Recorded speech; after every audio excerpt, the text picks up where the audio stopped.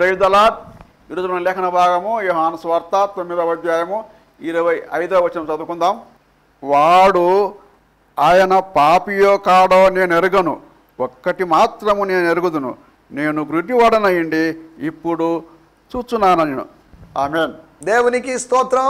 హల్లెలూయా. మన ప్రభువును ప్రియరక్షకుడైనటువంటి యేసుక్రీస్తు నామములో మీ అందరికీ ఆత్మ సంబంధమైన శుభాలు తెలియజేస్తున్నాను, అభినందనలు తెలియజేస్తున్నాను. దేవుని స్తోత్రం. ఆయన మన ఆయుష్ను పొడిగించాడు. ఆయన మనకు ఒక మంచి దినాన్ని, మరో దినాన్ని అనుగ్రహించాడు. అందును బట్టి నేను దేవుని స్తుతిస్తున్నాను.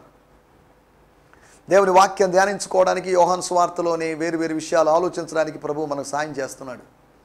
879 వాక్యాలు ఉన్నటువంటి, వచనాలు ఉన్నటువంటి యోహాను సువార్తలో నుంచి, 21 అధ్యాయాలు ఉన్నటువంటి యోహాను సువార్తలో నుంచి ఇప్పటి వరకు 998 సందేశాలు వినడానికి ప్రభువు సాయం చేశాడు. దేవుని స్తోత్రం. హల్లెలూయా. ఈ సంవత్సరం కూడా మనం ఇంకా అక్టోబర్ నెలలో, నవంబర్ నెలలో, డిసెంబర్ నెలలో ఇంకో 3 నెలలు కూడా మన యోహాను సువార్త నుంచి మనం ధ్యానిస్తూ ఉంటాం.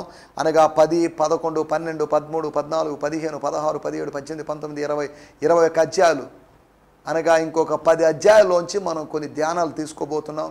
అనగా 100 more messages from gospel according to John. అనగా సుమారు 1100 ప్రసంగాలు మనం ఇందులోంచి 3 సంవత్సరాలుగా, అనగా 2020వ సంవత్సరం, 2021వ సంవత్సరం, 2022వ సంవత్సరం, 3 సంవత్సరాలు, పూర్తి సంవత్సరాలు మనం యోహాను సువార్త మీద దృష్టి పెట్టాం. దేవుని స్తోత్రం. హల్లెలూయా. రండి, మనం దేవుని వాక్యాన్ని విందాం. మనం దేవుని వాక్యం వినేటువంటి సమయమైంది. ఒకళ్ళని రాత్రి బాగా అలసిపోయి పనుల వలన ఈరోజు ఉదయాన్నే కాస్త మార్నింగ్ సిక్నెస్ను బట్టో, లేకపోతే కాస్త ఆలస్యంగా లేవడం వల్ల కాస్త బడలికగా, ఇంకా నిద్రమత్తుగా ఉన్నప్పటికీ కూడా, ఒకవేళ మీ వ్యక్తిగతమైన ధ్యానం, మెడిటేషన్, దేవుని వాక్యాన్ని ధ్యానించడం అనేది చేయకపోయినప్పటికీ, ప్రార్థన తగినంతగా చేయనప్పటికీ కూడా దయచేసి ప్రభు సన్నిధికి వద్దాం. ఒక అరగంట సేపు మనం ప్రభు సన్నిధిలో, అరగంట కాదు 29 నిమిషాలు ప్రభు సన్నిధిలో గడుపుదాం. ఇంకా మన ముందు 27 నిమిషాలు, 25 నిమిషాల సమయం మాత్రం ఉంది. ఈ సమయంలో మనం దేవుని మాటలు ఆలోచించబోతున్నాం. దేవుని మాటలు లోతుల్లోకి వెళ్ళబోతున్నాం. కొలిచి ఇవ్వబడినట్లుగా, కొలిచినట్లుగా 1000 మోరులు, 1000 మోరులు, 1000 మోరులు అన్నట్టుగా, అనగా చీలమండ లోతులో నుంచి, మోకాళ్ళ లోతులో నుంచి, నడుము లోతులో నుంచి ఏదవలసినంత లోతులోకి మనం వెళ్తున్నాం, వెళ్ళాలి. కనుక దేవుని వాక్యంతో మనం, దేవుని వాక్యం కొరకు మనం సిద్ధపరచుకుందాం. దేవుని స్తోత్రం. హల్లెలూయా. మీ ప్రార్థన మనవులు పంపించండి, మీ కొరకు ప్రత్యేకంగా ప్రార్థన చేస్తాం. శాంతి టీవీ నెల్లూరు అనేటువంటి ఛానల్ మీరు సబ్స్క్రైబ్ చేసుకోవాల్సిందిగా మిమ్మల్ని ప్రేమపూర్వకంగా కోరుతున్నాం. అంతేకాకుండా నా personal channel GMC Santosh Nellore అనేటువంటి ఛానల్ సబ్స్క్రైబ్ చేసుకోండి. అందులో 310కి పైగా సందేశాలు ఉన్నాయి, పాత మెసేజ్లు అందులో ఉన్నాయి, అవి అప్లోడ్ చేయబడుతున్నాయి. కనుక ఆ సందేశాలు మీరు వీక్షించవచ్చు, లేకపోతే వినొచ్చు. దేవుని స్తోత్రం. రండి, మనం ఈ సమయంలో దేవుని వాక్యం ధ్యానించుకుందాం. ఇంకో ప్రాముఖ్యమైన విషయము, ప్రతి ఆదివారము నెల్లూరు టౌన్లో, నెల్లూరు 4 డివిజన్లో ఉన్నటువంటి డైకస్ రోడ్ సమీపంలో ఉన్నటువంటి శాంతినగర్ 6వ వీధిలో ఉన్నటువంటి గిడియోన్ మిషన్ చర్చ్ అనేటువంటి చిన్న మందిరంలో, అక్కడ దేవజనుడిగా నేను ఇచ్చేటువంటి సందేశం, ఎవ్రీ సండే మెసేజ్, దాన్ని లైవ్లో ఇస్తున్నాం, ఫేస్బుక్ లైవ్లో ఇస్తున్నాం. ఆ లింక్ మీరు పొందుకోవాలంటే హీ మస్ట్ ఇంక్రీజ్ అనేటువంటి ఫేస్బుక్ అకౌంట్కి మీరు ఫ్రెండ్ రిక్వెస్ట్ పంపించినట్లయితే, దాన్ని అకౌంట్ ఆపరేట్ చేసేటువంటి సహోదరుడు సాబు, ఆయన మా మేనలుడు, ఆయన దాన్ని ఫ్రెండ్ రిక్వెస్ట్ యాక్సెప్ట్ చేస్తాడు. తద్వారా మీరు లింకులు పొందవచ్చు. ఆ లింక్ ఎవ్రీ సండే మెసేజ్, మీరు ఆ ఎవ్రీ సండే మెసేజ్ అంటే ఇంచుమించు కనీసం 50 నుంచి 1 గంట సేపు ఉండేటువంటి ప్రసంగం. ఈ ప్రసంగం శాంతి టీవీలో ప్రసంగం 24 నిమిషాలే ఉండొచ్చు, 23-24 నిమిషాలు. కానీ ఆ మెసేజ్ ఇంచుమించు దీనికైనా డబుల్గా ఉన్నటువంటి మెసేజ్. కనుక మిస్ కావద్దు. ప్రతి ఆదివారం సందేశాలు మీరు వినండి, ఆత్మీయంగా ఎదగండి. స్తోత్రం. హల్లెలూయా. సమయంలో మనం దేవుని వాక్యాన్ని ధ్యానించుకుందాం. నిన్నటి ఎపిసోడ్లో మనం మాట్లాడుకున్న విషయాలు, దేవుడు మాట్లాడాడు. దేవుడు మోషేతో మాట్లాడాడు అని కాదు, దేవుడు మోషేతో ఏమేం మాట్లాడాడని కాదు మనం ఆలోచించింది. దేవుడు మాట్లాడాడు. దేవుడు మెస్సియాతో మాట్లాడాడు, అనగా దేవుడు తన కుమారునితో మాట్లాడాడు. గాడ్ హెడ్లో ఉన్నటువంటి ఫస్ట్ గాడ్ సెకండ్ గాడ్తో మాట్లాడాడు. ఫస్ట్ గాడ్ సెకండ్ గాడ్ అని ఇన్ని గాడ్లు లేరు, జాగ్రత్తగా అర్థం చేసుకోవాలి.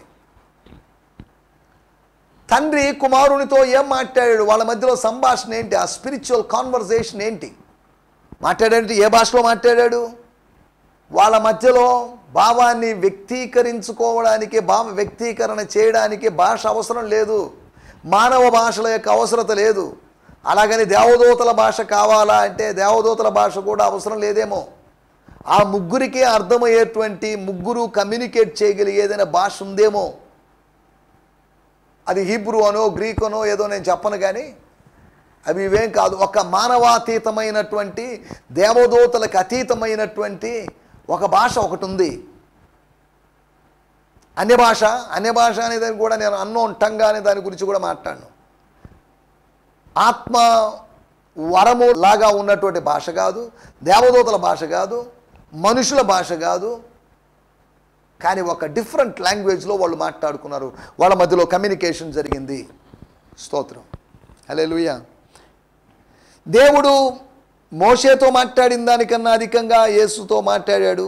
యేసుతో మాట్లాడినటువంటి 4 సందర్భాలు, ఒకటి సృష్టిని గురించి వాళ్ళు మాట్లాడుకున్నారని, రెండోది తోటలోంచి తరిమి వేయడం అనేటువంటి శిక్షణ గురించి, పనిష్మెంట్ గురించి.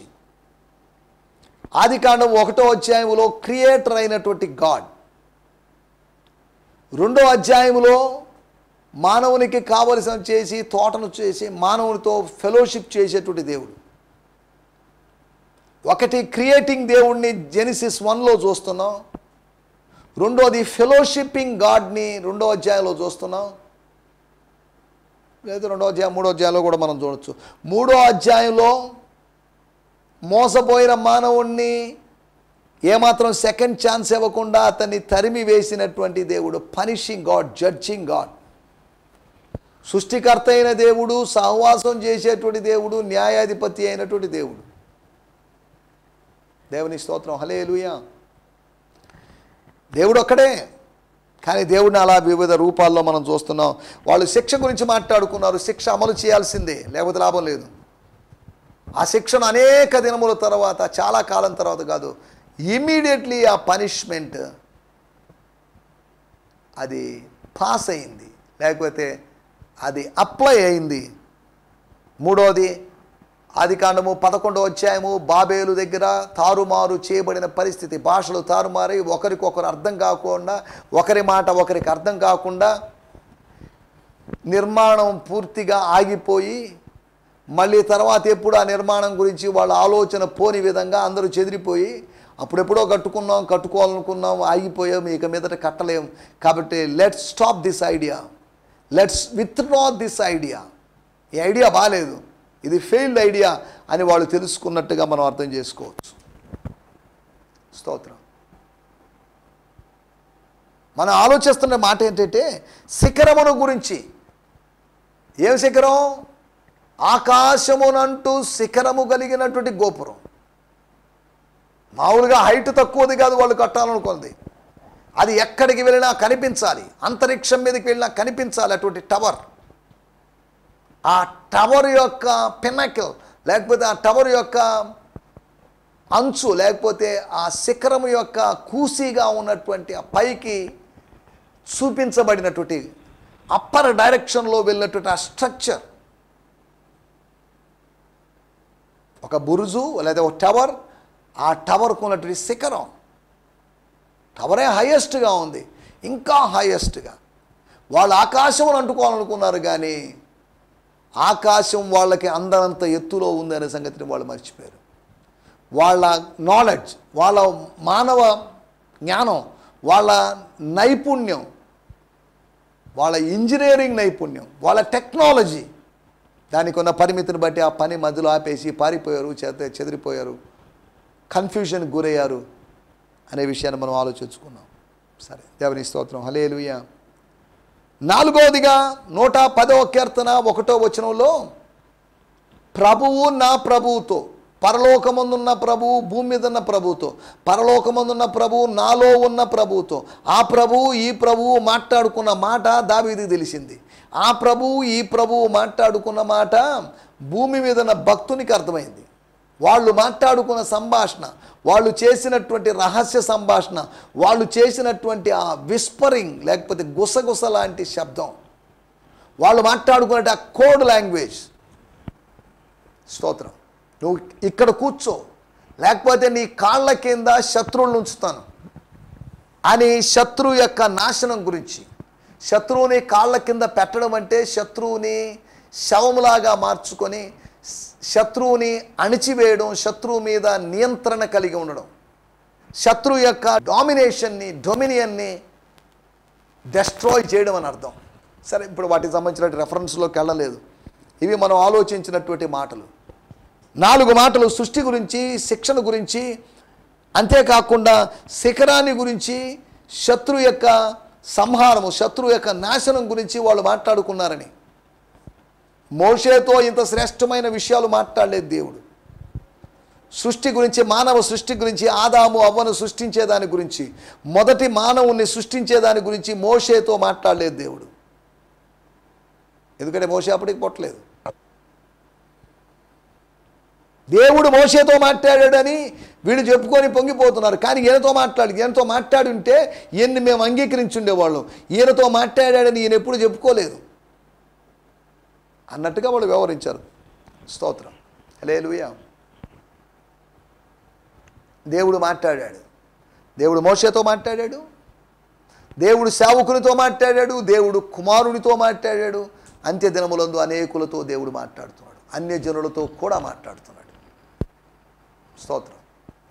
దేవుడు ఆత్మీయ సేవకుడైనటువంటి మోషేతో మాట్లాడాడు, ఆత్మీయ కుమారునితో మాట్లాడాడు, అన్యజనులైనటువంటి వారితో కూడా ఆయన మాట్లాడుతున్నాడు. Hour God is a speaking God అని మనం నిన్నటి ఎపిసోడ్లో చెప్పుకున్నాం. దేవుడు మాట్లాడాడు. స్తోత్రం. హల్లెలూయా, హల్లెలూయా, స్తోత్రం. సమయంలో రండి మనం దేవుని వాక్యాన్ని ధ్యానించుకుందాం. యోహాను సువార్త 9వ అధ్యాయము 25వ వచనం. Gospel according to John 9th chapter verse 25. వాడు ఆయన పాపియో కాడో నేను ఎరుగను. ఆయన పాపియో కాడో నేను ఎరుగను. ఒకటి మాత్రము నేను ఎరుగుదును. నేను గుడ్డివాడనై ఉండి ఇప్పుడు చూస్తున్నాను నిన్ను. స్తోత్రం. హల్లెలూయా. ఆయన చెప్తుండే మాటలు, ఆయన యొక్క అనుభవం, ఆయన యొక్క సాక్ష్యం, ఆయన యొక్క ఫీలింగ్స్, ఆయన యొక్క టెస్ట్ మని చూద్దాం. ఏమని చెప్తున్నాడో చూద్దాం. The healed man replied, I have no idea what kind of man he is. స్తోత్రం. ఆల్ ఐ నో ఈస్, నాకు తెలిసిందంతా ఒకటే, నాకు అన్నీ తెలియదు, నాకు తెలిసింది ఒకటే. That I was blind and now I can see for the first time in my life. నా జీవితంలో మొట్టమొదటిసారి నేను చూస్తున్నాను. అదే నాకు తెలిసింది, ఇక వేరే నాకు తెలియదు. నన్ను ప్రశ్నలు వేయవద్దు, నన్ను విసిగించొద్దు అన్నట్టుగా ఈ వ్యక్తి మాట్లాడుతున్నాడు. ద హీల్డ్ మ్యాన్ రిప్లైడ్, ఆ స్వస్థత పొందిన వాడు రిప్లై ఇచ్చాడు, I have no idea what kind of man he is. స్తోత్రం. ఒకటి మాత్రము ఎరుగుదును, వేల విషయాలు ఎరుగుదునని కాదు, కొన్ని విషయాలు ఎరుగుదునని కాదు, ఒకటి మాత్రమే ఎరిగాను నేను, అది చాలు, దట్స్ ఎనఫ్. ఏంటి అయినా ఇంత వయసు వచ్చినా, ఇంత అనుభవం వచ్చినా, ఇంత పెద్దవాడినైనా ఒక విషయం మాత్రమే ఎరగడం ఏంటి? వన్ ఈజ్ ఎనఫ్, అది చాలు. నువ్వు ఎరిగినది అది చక్కటి అద్భుతమైన విషయం కనుక అది చాలు. అది దేవుడు చేసిన కార్యానికి సంబంధించిన విషయం కాబట్టి అది చాలు. నీ అంతటా నువ్వు చేసుకున్న కార్యాన్ని గురించినటువంటి విషయం కాదు అది. It's about the work of God in your life. నీ జీవితంలో దేవుని కార్యాన్ని గురించినటువంటి సంగతి అది. ఒకటి మాత్రం నేను ఎరుగుదును, నేను ఆత్మలో ఎరుగుదును, ఒకటి మాత్రం నేను జనరల్గా ఎరుగుదును, నేను ఎరుగుదును. I know I could know, తెలుసుకోగలిగాను. స్తోత్రం. హల్లెలూయా. మనం ఆలోచిస్తాం, ఎరుగవలసినవి ఏం ఎరగాలి, ఏం తెలుసుకోవాలి. తెలుసుకోవాల్సినవి బోల్డ్ ఉన్నాయి, కానీ మనం తెలుసుకోవడం లేదు, తెలుసుకోవడానికి ఇంట్రెస్ట్ లేదు. అందుకని భక్తుడు చోట పాడాడు, ఎరుగని రీతిగానే, ఎరుగని రీతిగా మనల్ని ప్రేమించినటువంటి దేవుడు. మనం ఎరుగనివి చాలా ఉన్నాయి, మనకు మిస్టరీగా ఉన్నవి చాలా ఉన్నాయి. ఈ మాట చెప్పినప్పుడు ఒక మాట చదువుతాను. 1 కొరింథీయులకు రాసిన పత్రిక 8వ అధ్యాయము 2వ వచనం. ఒకడు తనకేమైనాను తెలియననుకొని ఉంటే తాను తెలుసుకొనవలసినట్లు ఇంకను ఏమీ తెలుసుకున్నవాడు కాదు. ఒకడు తనకేమైనాను తెలియననుకొని ఉంటే తాను తెలుసుకొనవలసినట్లు ఇంకను ఏమీ తెలుసుకున్నవాడు కాదు.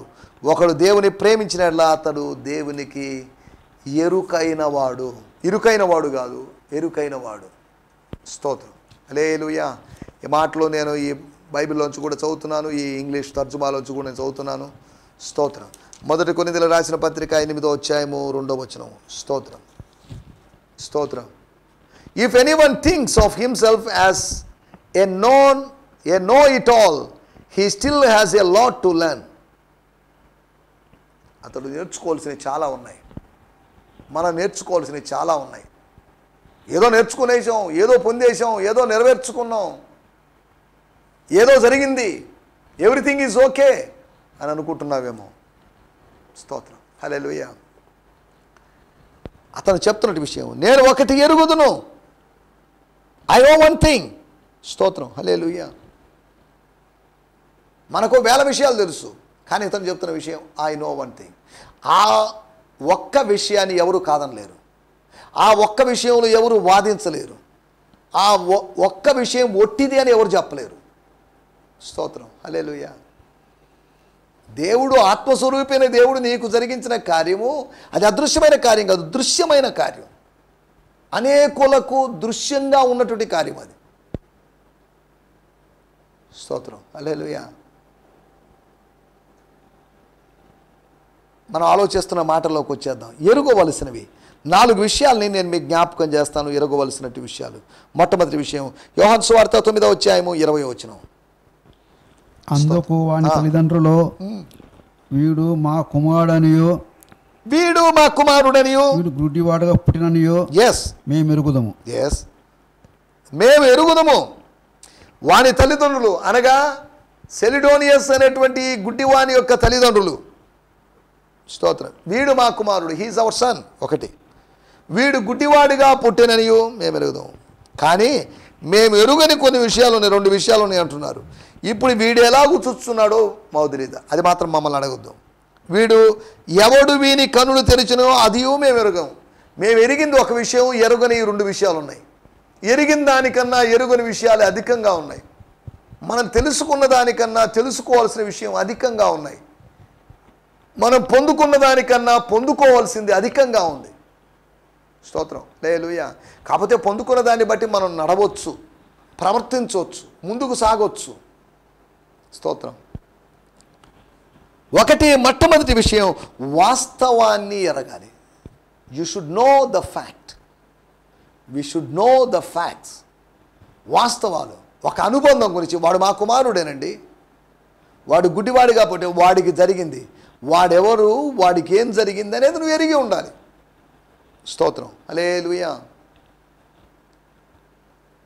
రెండో విషయాన్ని నేను మీకు జ్ఞాపకం చేస్తాను. యోహాను సువార్త 9వ అధ్యాయము 24వ వచనం. కాబట్టి వారు గుడ్డివాడై ఉండిన మనిషిని రెండవ మారు పిలిపించి, సెకండ్ టైం పిలిపించి, దేవుని మహిమపరచుము, ఈ మనుషుడు పాపి అని మేము ఎరుగుదాము. స్తోత్రం. వానితో చెప్పాను, మేము ఎరుగుదాము. మా పరిచయులందరూ ఎరుగుదురు. మా మధ్యలో భేదం ఉండొచ్చు, భేదాభిప్రాయాలు ఉండొచ్చు, భిన్నాభిప్రాయాలు ఉండొచ్చు, ఒకడలాగా ఒకడిలాగా చెప్పొచ్చు, కానీ మేమందరము ఒక విషయాన్ని ఎరిగి ఉన్నాం. we came to know one thing, one important thing. అది ఏంటి అంటే, స్తోత్రం, హల్లెలూయా. ఏంటట? 24వ వచనంలో రాయబడింది, ఈ మనుషుడు పాపి అని మేము ఎరుగుదుము. ఎలా తెలిసింది మీకు? పాప, పరిశుద్ధుడే పాపి అంటున్నారే, పాపులను పరిశుద్ధులుగా చేయగలిగిన వాడిని మీరు పాపి అంటున్నారే, ఏంటిది? మీరేమి ఎరిగారు? మీ ఎరుగుడు విరుగుడులాగుంది, కానీ ఎరుగుడు సరిగా లేదుగా. మనం ఎరగడం అనేది మనం ఎదగడంలోకి నడిపిస్తుంది. ఎరగడం అనేది లేకపోతే ఎదగడం అనేది ఆత్మీయంగా జరగదు. నువ్వు ఎదగాలి అంటే నువ్వు ఎరగాలి. ఎదగాలి అంటే ఆత్మ సంబంధమైన నువ్వు ఎరగాలి. నువ్వు ఎరగకుండా ఎదిగేటువంటి అవకాశం లేదు. స్పిరిచువల్ నాలెడ్జ్ లేకుండా నువ్వు ఆత్మీయంగా ఎదగలేవు. స్తోత్రం. ఆత్మీయ పోరాటాలలో మెలకువలు ఎరిగి ఉండాలి. ఈ జీవన పోరాటంలో, జీవన సంఘర్షణలో, జీవన సమరంలో మనం యుద్ధం చేయడం నేర్చుకోవాలి. మనం ఎరిగి ఉండాల్సింది, మనం ఎరుగవలసినవి ఒకటి, వాస్తవాన్ని ఎరిగి ఉండాలి. స్తోత్రం. వాస్తవాలు కాని వాటిని కాదు, వాస్తవాన్ని ఎరిగి ఉండాలి. రెండో విషయము, వ్యక్తిత్వాన్ని ఎరిగి ఉండాలి. We should know the personality of our Lord. ఆయన యొక్క క్యారెక్టర్, ఆయన స్వభావాన్ని మనం ఎరిగి ఉండాలి. ఆయన పాపి అయిన మనుషుడు అని వాళ్ళు అంటున్నప్పుడు నో సారీ, మీతో నేను ఏకీభవించలేను.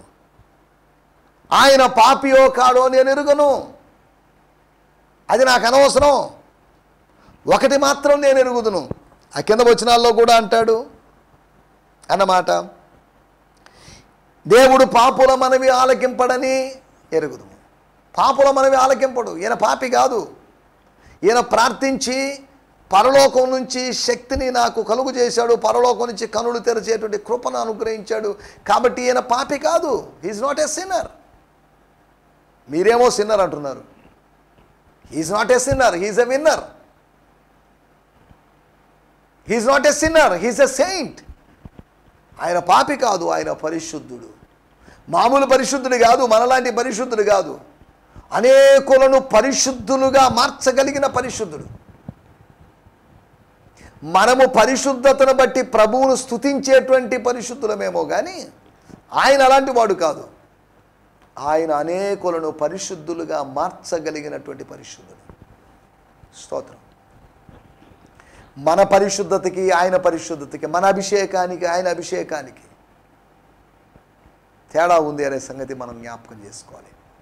దేవుని స్తోత్రం. హల్లెలూయా. ఒకటి, వాస్తవాన్ని ఎరగాలి. రెండవది, వ్యక్తిత్వాన్ని ఎరగాలి. ఆయన పర్సనల్ విషయాలు మీకేంటి? వ్యక్తిత్వాన్ని, యేసు వ్యక్తిత్వాన్ని సరిగ్గా ఎరగడంలో విఫలమైపోయారు పరిసయ్యులు. We should know the personality of Jesus Christ. యేసుకు పర్సనాలిటీ లేదు ఒక విధంగా చెప్పాలంటే. అదేంటది అంటే, పర్సనాలిటీ అనేది పర్సోనా అనేటువంటి ఒక మాటలోంచి వచ్చే. పర్సోనా అంటే ముసుగు అని అర్థం. మన పర్సనాలిటీ అంటే, మన వ్యక్తిత్వం అంటే ఏమి లేనప్పటికీ, కోపంగా ఉన్నప్పటికీ కూడా నవ్వు ప్రదర్శించడం. సీరియస్గా వాక్యం చెప్తే నచ్చదు కాబట్టి అప్పుడప్పుడు నవ్వుతూ చెప్పాలి. అమ్మో పర్లేదు, నవ్వుతూనే ఉన్నాడండి, నవ్వుతూ చెప్తున్నాడండి, అది ఎందుకు అంత సీరియస్గా చెప్పడం అని అంటారు. లేని దాన్ని ఉన్నట్టుగా చూపించాలి. వేదికల మీదకి ఎక్కేవాళ్ళు, కెమెరాల ముందుకు వచ్చేవాడు, స్టూడియోల్లోకి వచ్చేవాడు. ఒక విధంగా నటనే అది. మా సహజ రూపాలు కాదు నవ్వడం, కానీ దానికి భిన్నంగా నవ్వాల్సి వస్తుంది. ప్లాస్టిక్ నవ్వులు నవ్వాల్సి వస్తుంది. మా ముఖాల మీద ప్లాస్టిక్ నవ్వులు పువ్వులుగా పోస్తున్నాయి. సరే, ఇప్పుడు వాటిలోకి వెళ్ళడం లేదు. ఎందుకు చెప్తున్నా అంటే, వ్యక్తిత్వాన్ని మనం ఎరగాలి. The personality of Jesus Christ. యేసు యొక్క స్వభావం, దివ్య స్వభావం. ఆ దివ్య స్వభావాన్ని పరిశుద్ధాత్మ కలిగించేటువంటి ఇచ్చేటువంటి ఆ స్వభావాన్ని మనం కలిగి ముందుకు సాగాలి. స్తోత్రం. మూడో విషయం నేను మీకు జ్ఞాపకం చేస్తాను. 9వ అధ్యాయం 25వ వచనం మన మూలవాక్యమే. 9వ అధ్యాయం 25వ వచనం.